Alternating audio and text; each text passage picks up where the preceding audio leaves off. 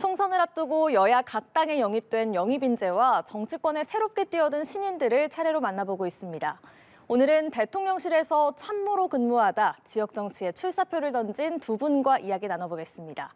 신진영 전 대통령실 행정관, 김원재 전 대통령실 국가안보실장 보좌관 두 분 자리하셨습니다.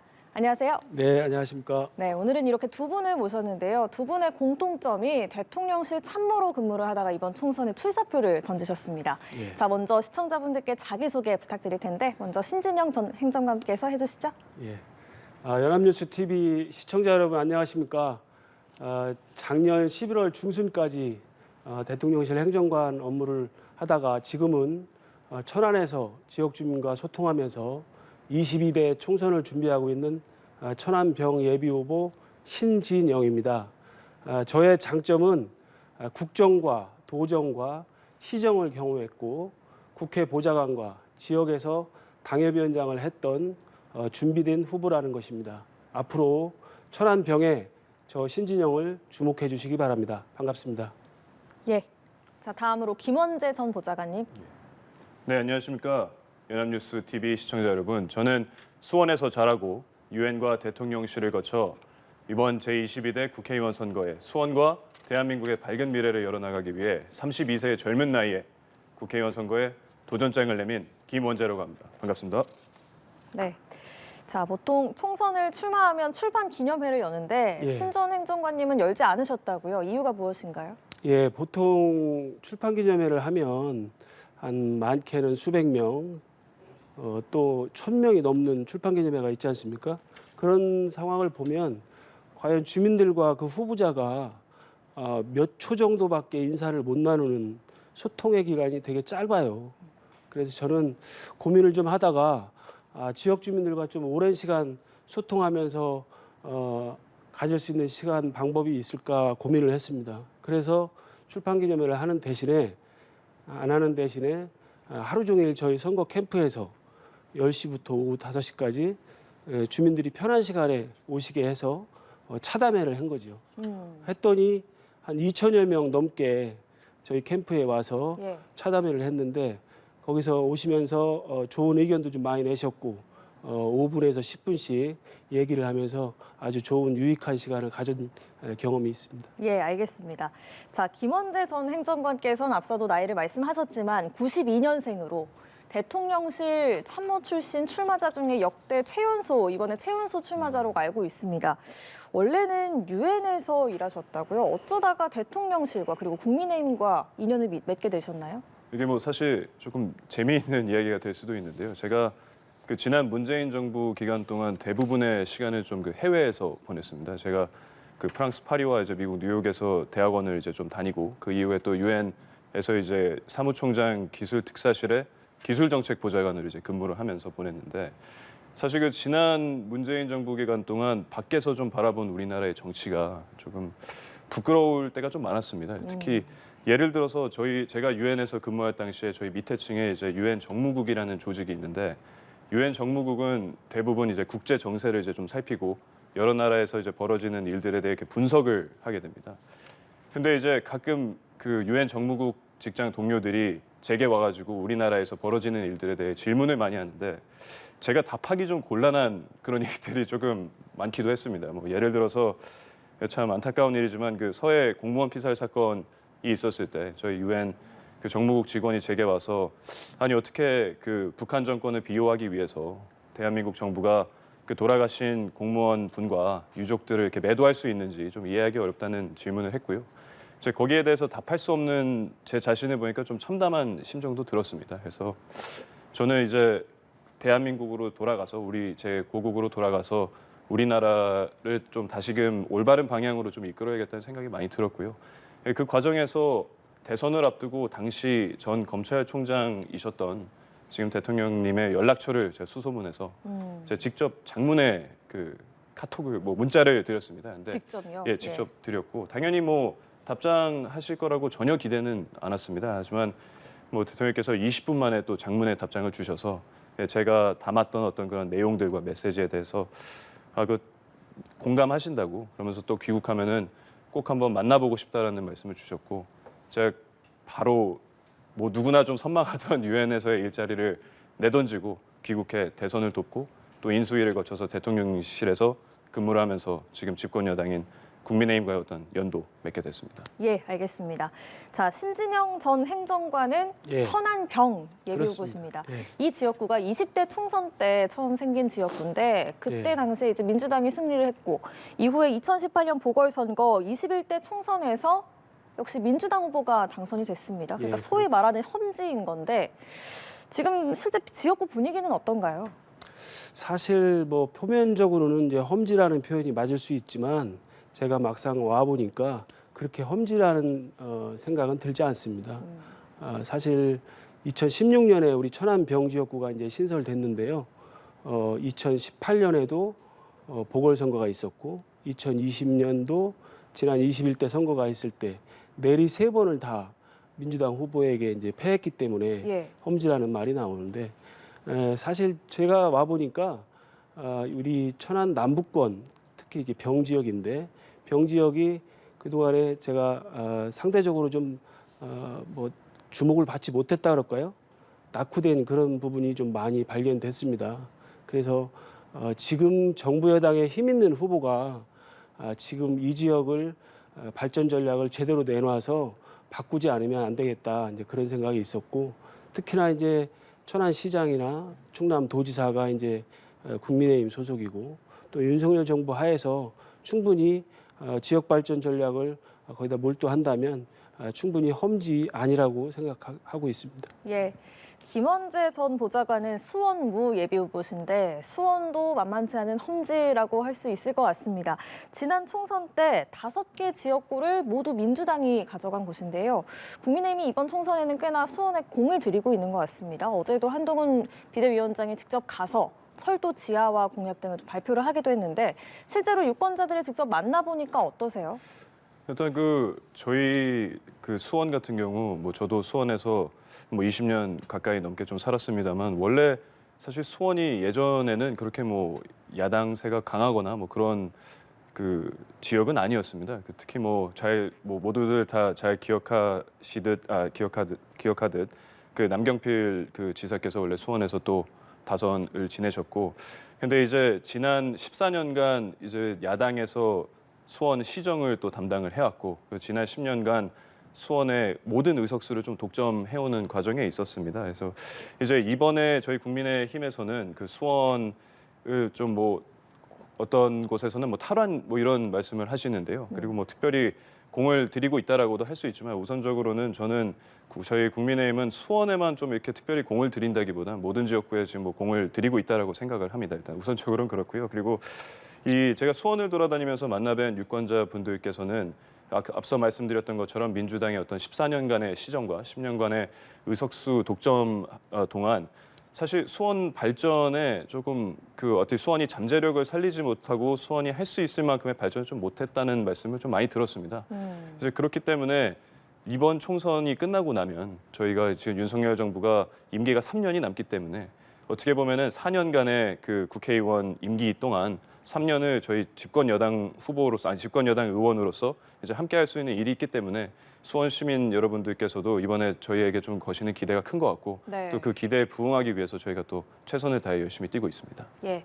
자, 이번에는 신전 행정관께 묻겠습니다. 예. 지금 총선이 2달 남았는데도 아직 선거구가 결정이 되지 않았습니다. 예, 그렇습니다. 네, 법정 기한 이미 지났는데도 예. 구체적인 논의도 없고요. 지금 이 문제로 천안도 좀 혼란스러운 걸로 알고 있습니다. 뭐 예비 예, 후보도 그렇고 유권자도 그렇고요. 맞습니다. 이런 선거구 획정 문제 어떤 생각 갖고 계십니까? 어떻게 풀어야 될까요?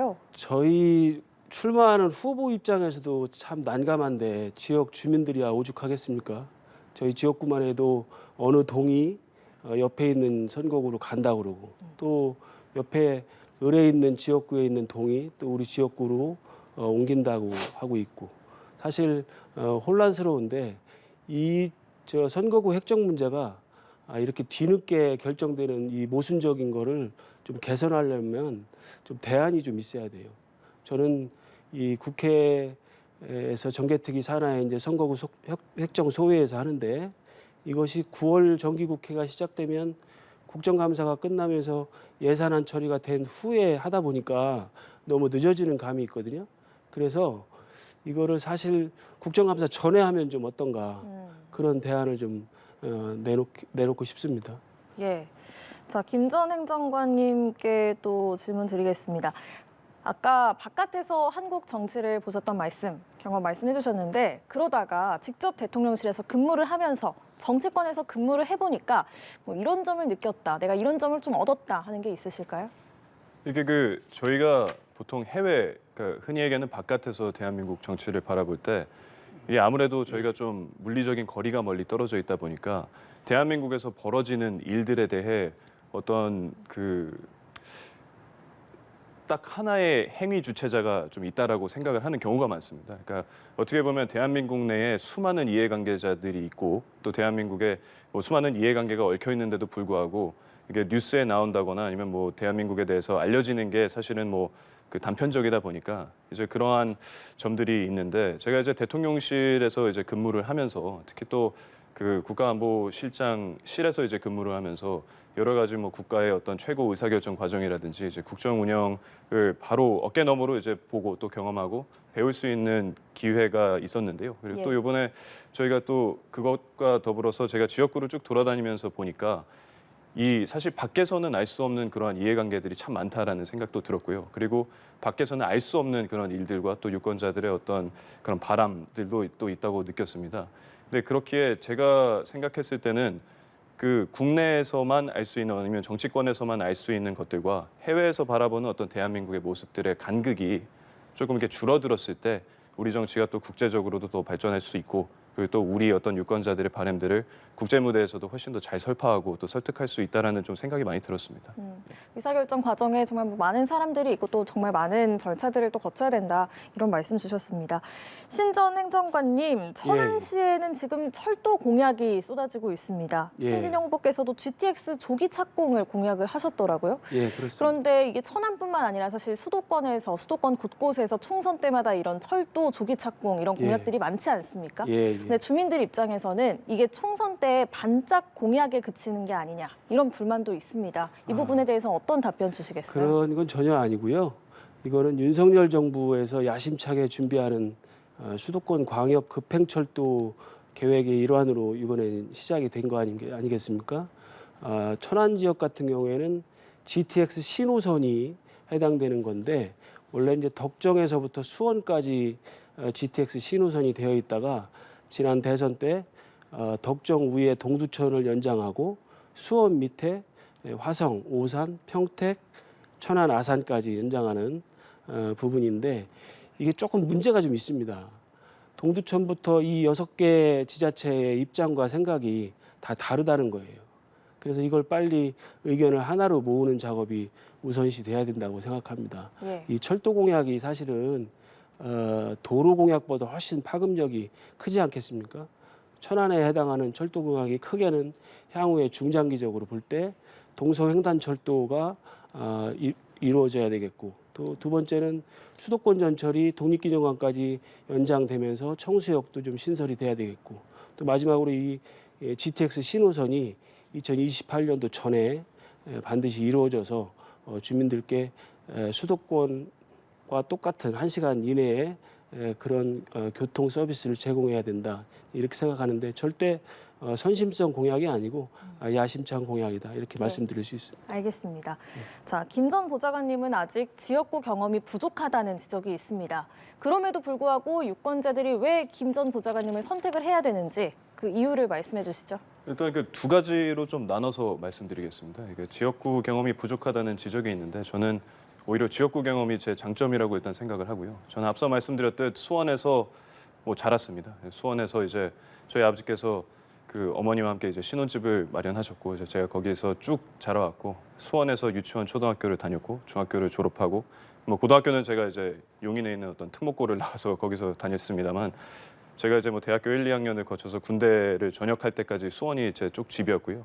그리고 또 그렇기 때문에 어떻게 보면은 쭉 자라오는 동안 지금 수원 특히 저희 무 지역구에 있는 오래된 수건 사업들이라든지 또 이 오래된 수건 사업들이 매 총선마다 좀 이렇게 단골 공약으로 나오기도 하는데요. 이제 그런 것들에 대해 누구보다 잘 이해하고 있고 또 누구보다 공감하고 있다라는 말씀을 드리고 싶습니다. 예를 들어서 지금 아주 오래된 수건 사업인 그 영통 소각장 이전 문제가 있습니다.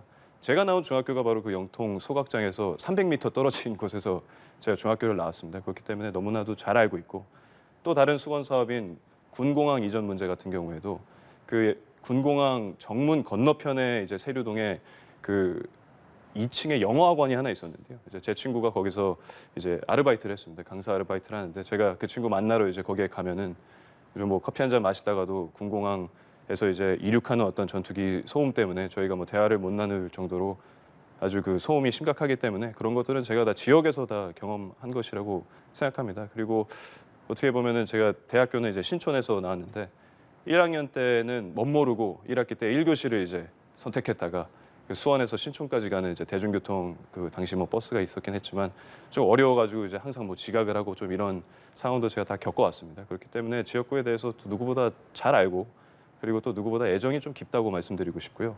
예, 거기와 더불어서 제가 또 다른 뭐 장점이 있다라고 하면, 저는 이제 수원에서 자라다가 어떻게 보면은 좀 세계 무대를 좀 경험하고 왔습니다. 프랑스에서도 그 공부를 했고, 호주에서 어떤 스타트업을 조금 이제 함께 참여한 적도 있고, 그리고 또 이제 유엔에서 그 근무를 하면서 이제 넓은, 어떻게 보면은 고도로 이제 세계화된 지금 오늘날의 세상에 되게 맞는 어떤 해법들, 그리고 또 21세기 문제에는 21세기 해법이 필요하다는 말이 있는데, 정말 지금까지 저희가 풀지 못했던 수원의 여러 문제들을 21세기 해법으로 저희가 좀 풀어나갈 수 있다라고 생각합니다. 그리고 그것이 제 가장 큰 강점이 아닌가라고 생각이 들고, 마지막으로 또 저희 지금 수원 무 지역구 같은 경우에는 18세에서 39세, 저희가 흔히 얘기하는 청년 유권자층이 40%를 넘습니다. 그러니까 사실 손꼽히는 아주 젊은 지역구이고요. 또 지역이기 때문에 그런 청년층들이 겪는 어떤 고충들이라든지 청년층들이 바라는 어떤 정책들을 누구보다 잘 공감하고 또 이해하고, 또 그 청년들의 어떤 그 편에 서서 지금까지 기존의 어떤 정치권 담론에서 다루어지지 못했던 의제들을 제가 앞장서서 좀 내겠다는 말씀도 한번 드리고 싶습니다. 예. 두 분께서 앞으로 국회의원이 되신다면 1호 법안으로는 어떤 걸 생각하고 계신지도 궁금합니다. 아무래도 또 대통령실에서 근무하면서 업무와 관련된 법안도 생각하고 계신 게 있을 것 같은데, 이번에는 김원재 전 보좌관께 먼저 듣겠습니다. 예. 사실 그 생각하고 또 추진하고 싶은 법안이 너무 많아가지고 1호 법안을 뭐라고 말씀드려야지 좀 고민이 많이 되는데요. 그러니까 앞서 말씀드렸다시피 저는 이제 어떻게 보면은 제가 가장 잘 공감하고 또 가장 잘 대표하고 대변할 수 있는 어떤 청년층의 문제를 좀 다루고 싶다는 생각이 듭니다. 특히 그 수원 지역구에서 지금 많은 분들께서, 특히 이제 막 꿈을 펼쳐 나가야 하는 어떤 시기에 많은 청년분들께서 이제 전세 사기를 좀 많이 당하셨습니다. 이게 사실은 구조적인 문제이기도 한데요. 이분들을 좀 대변해서 또 이 전세 사기 근절, 또 그리고 전세 사기 피해자분들이 다시 한번 뭐 힘차게 꿈을 향해 나아갈 수 있는 그런 법안을 좀 준비하고 싶다라는 말씀 드리고 싶고요. 또 한 가지만 더 말씀드리자면, 이제 대통령실, 특히 뭐 국가안보실에서 근무했기 때문에 여러 가지 이제 그 다른 나라들에서 이제 추진하는 법안들을 많이 봐왔습니다. 뭐 작년, 재작년에 조금 논란이 됐을 수도 있는 그 IRA 법안이 좀 대표적인데요. 지금 우리나라가 다른 나라들과 비교했을 때 과연 우리의 산업 경쟁력을 그 다른 나라들과 충분히 경쟁할 수 있을 만큼 끌어올리는 법안이 있는지 좀 의문입니다. 뭐 정부 법안이 저희가 이제 많이 노력은 해왔습니다만, 사실 거대 야당 의석수에 맞춰서 막혀서 지금까지 추진되지 못한 그러한 법안들이 있기 때문에 우리나라의 어떤 산업 경쟁력, 또 국제 경쟁력을 제고하기 위한 법안도 제가 꼭 추진하고 싶은 법안 중 하나입니다. 네. 신진영 전 행정관님. 당연히 민생 관련 법안이나 복지 관련 법안을 해야 되는 건 뭐 당연한 거고요. 저는 그거에 또 반해서 또 새로운 법안을 한다면 국회의원 특권 줄이기에 관련된 그런 법안을 좀 만들고 싶습니다. 네. 여야의 뜻이 맞는 의원들과 함께 국회의원 특권 줄이기 TF팀 같은 걸 좀 만들어서 법안을 좀 만들고 싶고요. 최근에 이제 한동훈 비대위원장께서 말씀하신 5대 정치개혁, 그런 부분에 국민들께서 많은 신뢰를 보여주고 있는데, 바로 그 한동훈 비대위원장께서 국민들의 어떤 니드를 정확하게 읽고 발표를 하셨다고 보고, 오늘 사실 저는 이제 중앙당의 공천 서류를 접수했는데, 공천 서류 내에 그 불체포 특권 서약서라든가 국회의원이 현역 시절에 금고 이상의 형을 받으면 그 재판 기간 세비를 전액 반납하는 서약서, 또 출판기념회 할 때 정치자금 수수하는 금지하는 서약서 이걸 내고 왔어요. 그래서 이 외에도 국회의원 특권 줄이기 일환으로 면책 특권에 관련된 것도 좀 손봐야 되겠고 문우동 무임금에 관련된 것도 또 손을 좀 봐야 되겠고 공적인 권리를 주었는데 그걸 사적으로 사용할 때도 과도한 의전 혜택을 본다거나 이런 부분도 당연히 좀 손을 좀 봐야 될 걸로 봐서 국회의원 특권 줄이기에 관련된 법안을 좀 준비하고 싶습니다. 네, 알겠습니다. 네. 자, 이번에도 공통 질문 드리겠습니다. 국민의힘이 이번 총선에서 승리하기 위해서는 당에 어떤 변화가 필요하다고 보시는지요? 자, 이번에는 신전 행정관님 먼저 말씀해 주시죠. 한동훈 비대위원장께서 이제 어제는 수원에 가서 이제 철도 지하화 공약을 하면서 이제 그 지역 균형 발전에 관련된 공약을 내셨고 오늘은 또 보니까 비대위에서 국회의원 세비를 국민들의 중위소득에 맞춰서 하는 게 오랫동안 그런 생각을 해왔다라고 말씀을 하셨더라고요. 마찬가지로 국민들께서는 지금 국회의원들이 갖고 있는 여러 가지 특혜가 너무 많기 때문에 국민 눈높이에 우리가 좀 맞춰야 되는데 보좌 진수가 너무 많다거나 세비가 너무 크다거나 많다거나 이런 문제를 당연히 국민 눈높이에 맞춰야 된다고 생각하고 인유한 혁신위원장부터 한동훈 비대위원장까지 오면서 그래도 국민의힘이 국민들의 니들을 잘 파악하면서 왔는데 가장 문제는 이제 아마 공천에 관련된 투명성과 공정성일 겁니다. 어느 당이 잡음 없이 매끄럽게 공천 임무를 완수하느냐 이것이 총선 승리의 가장 큰 주안점이 되지 않을까 그렇게 생각하고 있습니다. 예, 김 전 부장관님. 저는 뭐 당연히 이제 청년 정치 신인으로서 지금의 뭐 중앙당에서 이제 벌어지는 일들이나 이런 것들에 대해 좀 관심을 가지기보다는 좀 지역구에 이제 좀 집중을 많이 하고 있는 편인데요. 그럼에도 불구하고 이번 총선 승리는 사실 좀 매우 중요하다고 생각합니다. 이게 지금 저희가 어떻게 보면은 아주 급변하는 좀 시대적 흐름 속에 지금 대한민국이 있다라고 느끼는데요. 뭐 국제 정세도 그렇고 기술 발전도 그렇고 그리고 또 저희 뭐 인구 구조에 또 급격한 변화가 있지 않습니까? 그래서 그러한 문제들에 대해서 누가 더 잘 대응하고 또 누가 더 미래지향적인 방안을 마련하고 또 누가 더 위기를 부르짖는다기보다는 기회를 좀 창출할 수 있는지에 대한 선택이 되어야 한다고 보고요. 그리고 지금 뭐 앞서 뭐 신행정관님께서도 말씀하셨지만 그 한동훈 비대위원장을 비롯해서 이제 그 국민의힘의 어떤 비대위와 또 정책위 또 이제 공약을 만들고 있는 그 위원회에서 이런 미래에 대한 준비를 열심히 하고 있다고 저는 일단 생각을 합니다. 그럼에도 불구하고 조금 더 전향적으로 저희가 국민들께 저희가 그 밝은 어떤 대한민국의 미래를 열어나가기 위한 비전과 또 구체적인 정책들 그리고 또 공약들을 충분히 잘 소개하면은 국민들께서 저희의 진심을 또 알아주시지 않을까 생각하고요. 그리고 또 그렇게 되기 위해서 저도 최선을 다해서 좀 노력하고자 하는 마음으로 열심히 뛰고 있습니다. 네, 알겠습니다. 자, 국민의힘 천안병 예비후보 신진영 전 행정관, 국민의힘 수원무 예비후보 김원재 전 보좌관과 함께했습니다. 오늘 고맙습니다. 감사합니다.